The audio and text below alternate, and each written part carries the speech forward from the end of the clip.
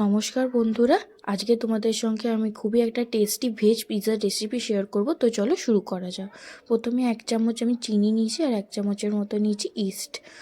একটু উষ্ণ গরম জল দিয়ে মিক্স করে নিলে তারপর ঢাকা দিয়ে 5 থেকে 10 মিনিট রাখার পরে এরকম ফ্লাফি হয়ে যাবে।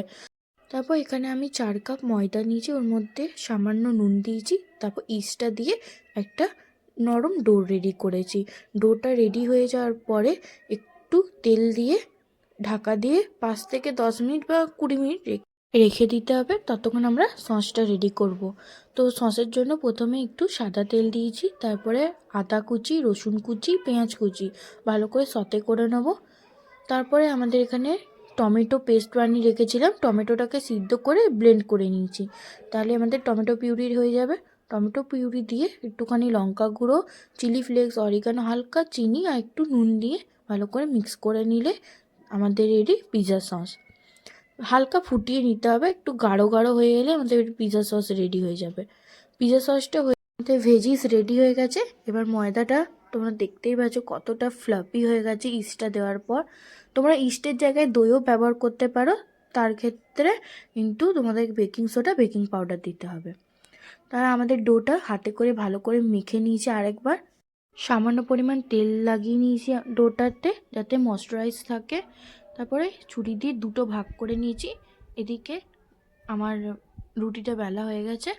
যে প্লেটটায় তোমরা রাখবে সেই প্লেটে কিন্তু অবশ্যই তেল লাগিয়ে রাখবে।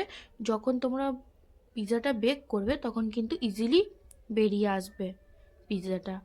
তো এখানে আমি ময়দার মধ্যে একটুখানি ফুটো ফুটো করে নিচ্ছি। তারপরে আমি এখানে ভিতরটাতে চিজ দিয়েছিলাম, তোমরা চাইলে স্কিপ করতে পারো, এমনি নর্মালি বানাতে পারো। তো আমার এখানে সাইডগুলোতে একটু ভালো করে ড্যাব ড্যাব করে নিচ্ছিলাম।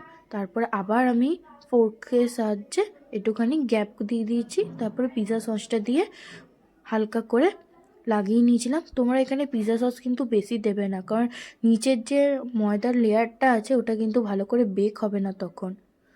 তো হালকা করে দিও। তারপরে নিচে পছন্দ মতো ভেজিসগুলো দিও। আমি এখানে 3টে ভেজিস দিয়েছি। তো সাজিয়ে নেওয়ার পরে উপর থেকে আমি কর্ন দিয়েছিলাম, তোমরা স্কিপ করতে পারো কর্নটা, যাদের ভালো লাগে তারা দিও। আমার কর্নটা খেতে ভালো লাগে তাই আমি দিয়েছি, তোমরা স্কিপ করতে পারো। ওপর থেকে চিজ দিয়ে আবার অরিগানো, চিলি ফ্লেক্স দিয়ে ডেকোরেট করে আমি যে জায়গাটায় বানাবো মানে বেক করব পিৎজাটা, সেই পাত্রটা আমি ভালো করে প্রিহিট করতে দিয়ে দিয়েছিলাম। প্রিহিট হয়ে যাওয়ার পরে আমি ওর মধ্যে স্ট্যান্ড আর হালকা জল দিয়ে পিৎজাটা বসিয়ে দিয়েছিলাম। তো আজকে এই রেসিপিটা কিন্তু আমার মা বানায়নি, এটা কিন্তু আমি বানিয়েছি রেসিপিটা। তোমরা কমেন্টে জানাবে পিৎজার রেসিপিটা তোমাদের কেমন লাগলো। আর আজকের ভিডিওটা একটু বড় হয়ে গেছে জানি, তোমরা please like, comment, share, subscribe করতে ভুলো না। আশা করি ভিডিওগুলো তোমাদের খুবই ভালো লাগে।